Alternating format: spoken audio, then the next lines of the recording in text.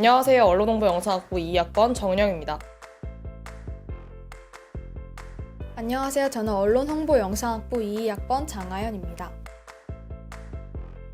네, 안녕하세요. 저는 언론홍보영상학부 2학번 박진우입니다.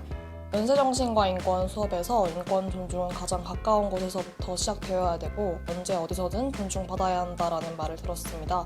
저희가 또 영상과 언론을 배우는 학생으로서 인권 존중의 시작을 매체를 통해 알리고자 친구들과 함께 지원하게 되었습니다. 그래서 저희는 사회에서 주로 다루어지는 인권 문제보다는 사람들이 주목하지 못하고 인식하지 못하는 인권 문제에 대해서 다루고자 했습니다. 그래서 저희는 일상 속에 녹아있는 혐오 표현과 관련된 영상을 제작했습니다.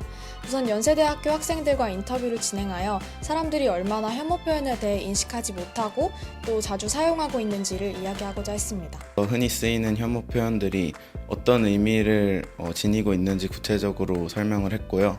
그래서 이 영상을 통해서 많은 분들이 말을 하거나 글을 쓰실 때 다시 한번 생각해 볼 수 있는 계기가 됐으면 좋겠습니다. 안녕하세요. 연뚜리입니다. 여러분은 인권 침해하면 어떤 이미지가 떠오르시나요? 제3세계 국가에서 강제 노동을 하는 아동의 모습? 아니면 물리적 폭력을 당하는 사회적 약자의 모습? 물론 그러한 모습 또한 심각한 인권 침해에 해당합니다. 하지만 저는 오늘 아마 당신이 모르고 있을, 어쩌면 당신이 일상적으로 행하고 있을지 모르는 인권 침해에 대해 이야기하려고 합니다.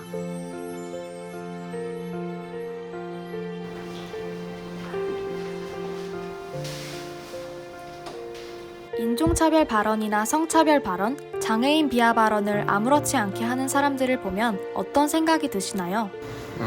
아무래도 같이 대화하기가 거북할 것 같아요. 우선 그런 말을 들으면 되게 어떻게 반응을 해야 되는지 당황을 하는 것 같고, 그리고 정말 요즘에 많은 사람들이 그런 혐오 단어들이 되게 습관화되어 있다는 생각이 드는 것 같아요.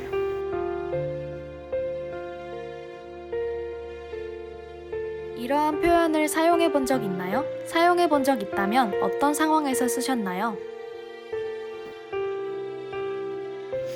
자주 사용하는 표현은 아닌데 바람 같은 경우에는 예전에 게임할 때 친구한테 써본 적은 있는 것 같아요. 먼저 바람이란 단어는 답답한 상황에서 화가 나는 것을 의미하는 단어입니다. 하지만 답답한 상황에서 암 걸릴 것 같다, 암 유발이다 등의 표현을 사용하는 것은 암 환자를 희화화하고 놀림감으로 전락시키는 행위입니다. 암 환자는 물론 그 가족, 암으로 소중한 지인을 잃은 사람들에게는 상처가 될 수 있습니다. 잼민이 같은 말은 요즘에 평상시에 친구들이랑 얘기할 때나 저 혼자서도 아니면 인터넷 상황에서 굉장히 많이 사용하는 것 같습니다. 잼민이는 여러 곳에서 민폐를 끼치는 저연령층을 지칭할 때 쓰는 조롱의 의미가 담긴 단어입니다.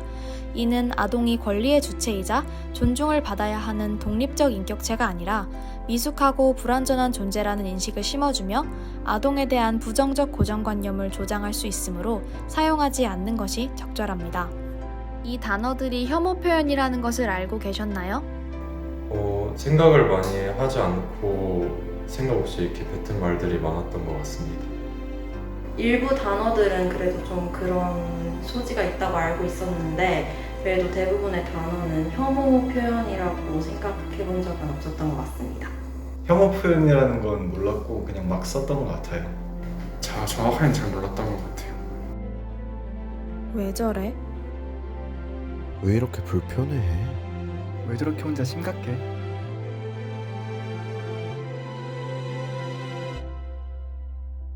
혐오는 유머가 아닙니다. 불편해주세요.